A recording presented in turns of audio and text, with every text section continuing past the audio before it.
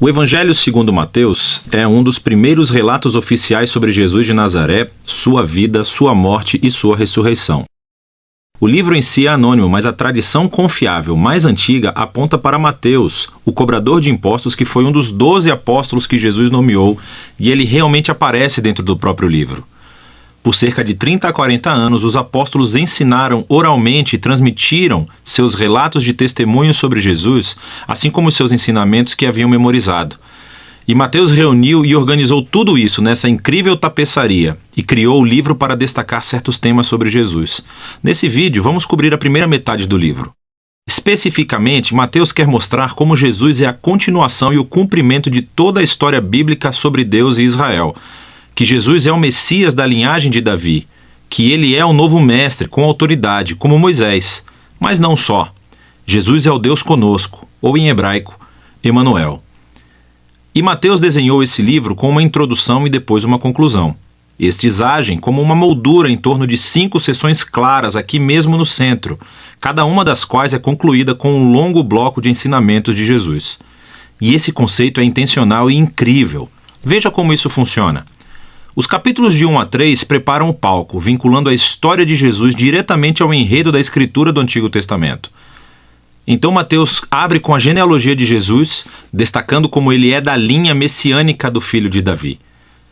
E ele é filho de Abraão, o que significa que ele trará a bênção de Deus para todas as nações. Depois disso, temos a famosa história do nascimento de Jesus e como todos os eventos cumpriram as promessas proféticas do Antigo Testamento que as nações viriam e honrariam o Messias. Que o Messias nasceria em Belém, mas, mais do que isso, a concepção de Jesus pelo Espírito Santo, seu nome, Emanuel. Tudo isso trabalha em conjunto para mostrar que Jesus não é um mero humano. Ele é Deus conosco. Deus se torna humano. Então, você pode ver 2 dos principais temas de Mateus aqui na introdução. Ele é da linha de Davi, ele é Emanuel, mas Mateus também quer mostrar como Jesus é um novo Moisés. Assim como Moisés, Jesus saiu do Egito, atravessou as águas do batismo e viveu no deserto por 40 dias. E então Jesus sobe a uma montanha para entregar seu novo ensinamento. Através de tudo isso, Mateus afirma que Jesus é o prometido maior do que a figura de Moisés, que libertará Israel da escravidão. Ele vai lhes dar um novo ensinamento divino. Ele vai salvá-los de seus pecados e estabelecer uma nova aliança entre Deus e o seu povo. Esse paralelo entre Jesus e Moisés também explica por que Mateus estruturou o centro do livro da maneira que fez. Essas 5 partes principais destacam Jesus como mestre e Mateus criou um paralelo. Jesus como mestre é um paralelo aos 5 livros de Moisés. Jesus tem autoridade como o novo mestre da aliança que cumprirá a história da Torá. Na primeira sessão, capítulos 4 a 7, Jesus entra em cena anunciando a chegada do reino de Deus, e isso é realmente fundamental. O reino é, em essência, sobre a operação de resgate de Deus para todo o seu mundo, o que acontece através do Rei Jesus. Jesus veio para enfrentar o mal, especialmente o mal espiritual e todo o seu legado de opressão demoníaca, doença e morte. Jesus veio para restaurar o governo de Deus e reinar sobre o mundo inteiro, criando uma nova família de pessoas que o seguirão, obedecerão aos seus ensinamentos e viverão sob o seu governo. Então, depois que Jesus começa a curar pessoas e formar um movimento, uma comunidade, ele leva seus seguidores para uma montanha ou encosta. Entrega seu primeiro grande bloco de ensinamentos, tradicionalmente chamado de o Sermão do Monte. E aqui, Jesus explora como é segui-lo e viver no reino de Deus. E é um reino invertido no qual não há membros privilegiados. Assim, os pobres, os Zé Ninguém, os ricos, os religiosos, todos são convidados e chamados a se converter, a se arrepender e a seguir Jesus e unir-se à sua família. Jesus diz que ele não está aqui para anular os mandamentos da Torá ou do Antigo Testamento. Em vez disso, ele está aqui para cumprir tudo isso através da sua vida, através dos seus ensinamentos.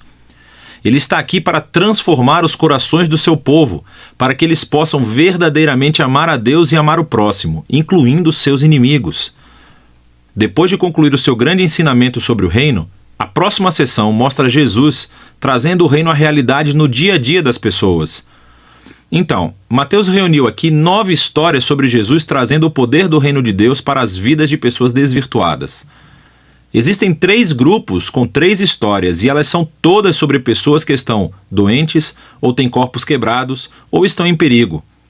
E Jesus as cura ou salva por esses atos de graça e poder. E então, bem no meio dessas tríades, encontramos 2 histórias paralelas sobre o chamado de Jesus para que as pessoas o seguissem. E aqui Mateus está enfatizando algo: que somente é possível experimentar o poder da graça de Jesus se decidir segui-lo e tornar-se seu discípulo.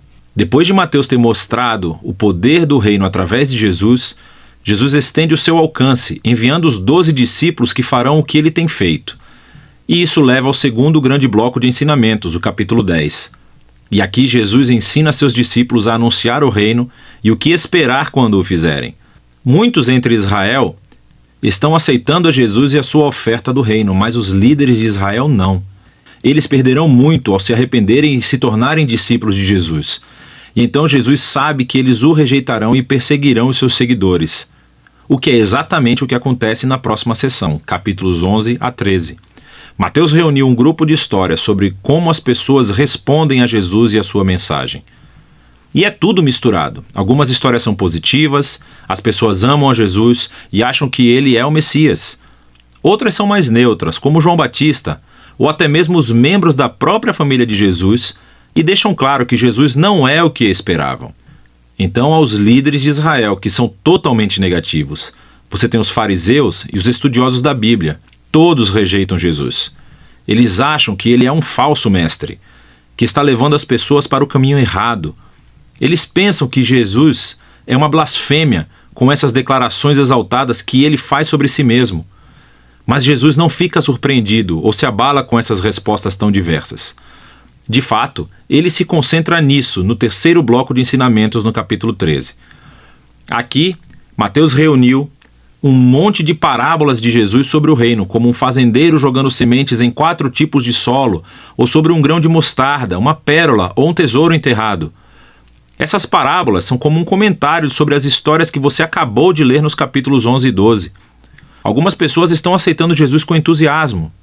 Outras o estão rejeitando, mas o reino de Deus é de valor supremo e não deixará de se espalhar apesar de todos esses obstáculos. Então, essa é a primeira metade do Evangelho segundo Mateus.